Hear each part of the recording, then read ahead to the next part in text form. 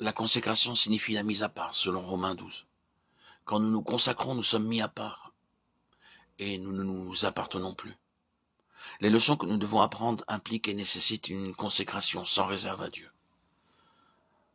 Nous apprendrons peu à peu si notre consécration n'est pas effective. Cela ne servira à rien que Dieu nous donne un tel enseignement si nous ne sommes pas disposés à le vivre. Il n'éduque que ceux qui lui donnent la possibilité de le faire. Et c'est l'explication de cette mise à part. Les Lévites poseront leurs mains sur la tête des taureaux, et tu offriras l'un en sacrifice d'expiation et l'autre en holocauste, afin de faire l'expiation pour les Lévites.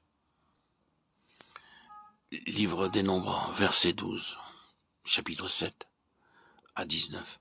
Nous ne pouvons nous offrir que parce que Christ est mort pour nous. Il y avait ensuite l'holocauste, notre offrande à Dieu. Dans le livre du Lévitique, du chapitre 1 à 5, l'énoncé des sacrifices est dans l'ordre inverse. Le premier sacrifice est l'holocauste et non le sacrifice d'expiation parce que Christ a accepté d'être l'holocauste pour devenir le sacrifice expiatoire. Mais en ce qui concerne la consécration, Christ est mort pour nous. Il est ressuscité et vivant. Nous sommes au bénéfice de son œuvre et nous aussi selon son exemple. Nous pouvons nous offrir entièrement à lui.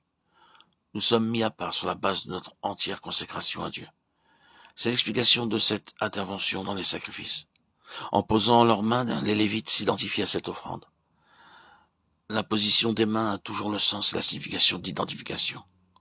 Selon le verset 13 du livre des Nombres, tu feras tenir les Lévites debout devant Aaron et devant ses fils, et tu les feras tourner de côté et d'autre, comme une offrande à l'Éternel. Cette offrande tournoyée signifie qu'ils étaient entièrement donnés. Tu sépareras les Lévites du milieu des enfants d'Israël, et les Lévites m'appartiendront, verset 14. Ils étaient la propriété de Dieu et c'est ce que nous devons être. Nous devons lui appartenir entièrement et lui donner toutes les possibilités d'établir en nous son règne et sa justice. L'un des grands mots que souligne la parole de Dieu est le mot justice, parce que la justice consiste à donner à Dieu la place qui lui revient. Il ne devrait pas s'élever de contestation dans le cœur d'un enfant de Dieu quant à celui qui doit régner dans sa vie. Ce doit être le Seigneur et non pas moi.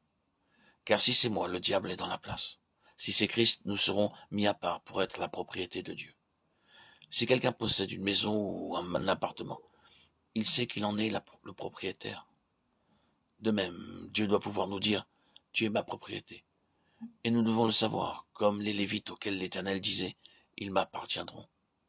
Nous entrons à l'école de Christ pour devenir des fils. En général, les chrétiens s'emparent du verset 27 au chapitre 3 de l'Épître aux Galates pour dire que nous sommes tous des fils. Nous le sommes potentiellement en raison de l'œuvre que le Seigneur a accomplie pour nous et en raison de la position que nous avons dans cette œuvre. Mais nous ne sommes pas fils en nous-mêmes. Un fils est un vainqueur. Un travail important est à accomplir en vue de nous amener à la pleine nature. C'est pourquoi le chapitre 12 de l'Épître aux Hébreux nous parle de l'éducation des fils, en relation avec Sion, la Sion céleste. Elle signifie ensoleillée. Elle est l'Église, selon la pensée céleste de Dieu, en Jésus-Christ. Les Lévites sont eux qui parviennent à l'état de fils. Ce sont des mots différents qui désignent les mêmes personnes. L'Épître aux Hébreux, chapitre 12, verset 6, nous parle de l'éducation des fils.